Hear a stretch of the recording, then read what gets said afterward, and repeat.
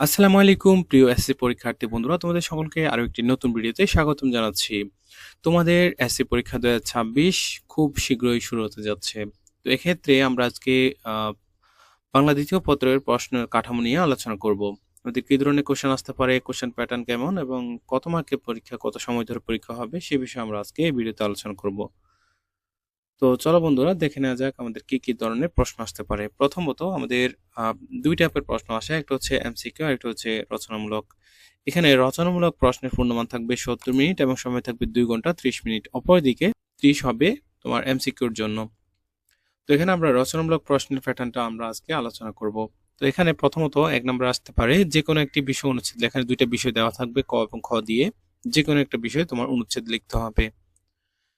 পরবর্তীতে আসবে তোমার যে কোনো একটা পত্র লিখতে বলবে অথবা যে কোনো একটা লেটার লিখতে বলবে। তোমার দুইটা অপশন দেওয়া থাকবে, একটা হচ্ছে লেটার থাকবে অর্থাৎ পত্র থাকবে, আর একটা হচ্ছে তোমার দরখাস্ত এরকম টাইপের থাকবে। তো এখানে দেওয়া আছে দেখো, গ্রামে নিরক্ষরতা অভিশাপ থেকে মুক্ত করার ক্ষেত্রে নিজের ভূমিকার বর্ণনা দিয়ে একটি প্রবাসী বন্ধুর কাছে তোমার একটা পত্র লিখতে বলছে।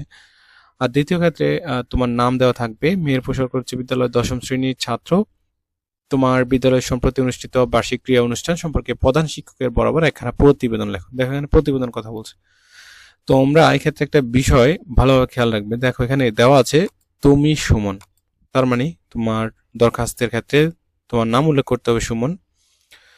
আর এক্ষেত্রে যদি তোমার বন্ধু এবং তোমার নাম উল্লেখ করে থাকে, তোমার পত্রের মধ্যে তোমার নাম এবং তোমার বন্ধুর নাম উল্লেখ করতে হবে। যদি দেওয়া না থাকে তুমি যে কোনো নাম ইউজ করতে পারো।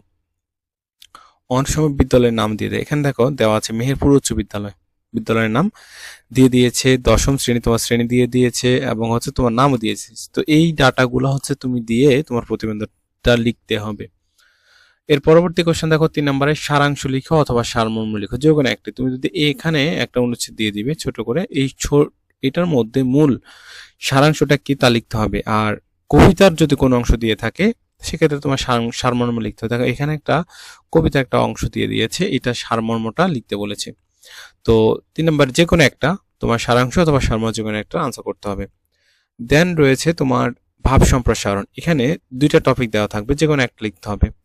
যেমন ভোগে নয় ত্যাগেই প্রকৃত সুখ, এইটার উপরে তোমার সম্প্রসারিত হয়, এটা সম্প্রসারণ করে লিখতে হবে, যে এইটার অর্থ তুমি ভালোভাবে ফুটিয়ে তুলতে হবে। অথবা তোমার স্বদেশের উপকার নাই যার মন, কে বলে মানুষ তারে পশু সেজন, অর্থাৎ এই টপিকটার উপরে তুমি ভাব সম্প্রসারণটা লিখবে। দেন 5 নাম্বার একটা কোশ্চেন আসতে পারে, যে কোনো একটি অনুচ্ছেদ বাংলায় অনুবাদ করে। এখানে দুইটা অনুচ্ছেদ দেওয়া থাকবে ইংরেজিতে।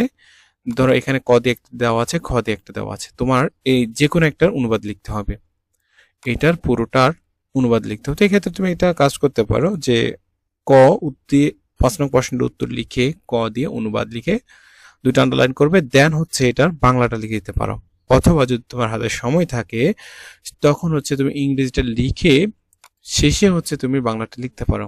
যদি তোমার সময় থাকে তখন বিষয়টা আর একটু ভালো দেখাবে। যদি না সময় থাকে সেক্ষেত্রে তুমি অনুবাদ লিখে, শুধু অনুবাদ লিখে পরে বাংলা অর্থটা লিখে দিতে পারো। দেন 6 নম্বরে যে কোশ্চেনটা আসবে, যে কোনো একটি বিষয়ে প্রবন্ধ রচনা করো। তো প্রবন্ধ রচনার ক্ষেত্রে স্বদেশ প্রেম, অধ্যবসায়, পরিবেশ দূষণ, এখানে 3টা দেওয়া আছে, 5টাও দেওয়া থাকতে পারে, 6টিও দেওয়া থাকতে পারে। বিশেষ করে 5টা দেওয়া থাকে অথবা 3টে দেওয়া থাকে। তো এখানে নমুনা প্রশ্নের 3টে দেওয়া আছে, তুমি এখান থেকে যে কোনো একটা প্রশ্নের যে কোনো একটা বিষয়ে তোমার প্রবন্ধ লিখতে হবে।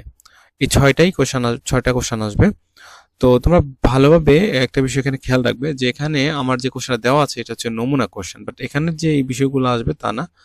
তো আমরা আমাদের ইম্পর্টেন্ট টপিকগুলো নিয়ে আমার চ্যানেলে হচ্ছে বিভিন্ন ভিডিওতে আলোচনা করব, যে কোন কোন বিষয়গুলো আসতে পারে, কোন কোন বিষয়গুলো বেশি ইম্পর্টেন্ট 2026 পরীক্ষার্থীদের জন্য। তো এই বিষয়ে অনেক ধরনের ভিডিও পাবে। আমাদের চ্যানেলটি এখনই সাবস্ক্রাইব করে রাখো, যাতে পরবর্তী আমাদের সকল ভিডিও এবং প্রশ্নের সমাধান সহ বিভিন্ন আপডেট পেয়ে যেতে পারো। তো আজকের ভিডিওটি এই পর্যন্তই। কেমন লাগলো অবশ্যই কমেন্ট বক্সে জানাবে। ধন্যবাদ সবাইকে, দেখা হবে পরবর্তী ভিডিওতে। আল্লাহ হাফেজ।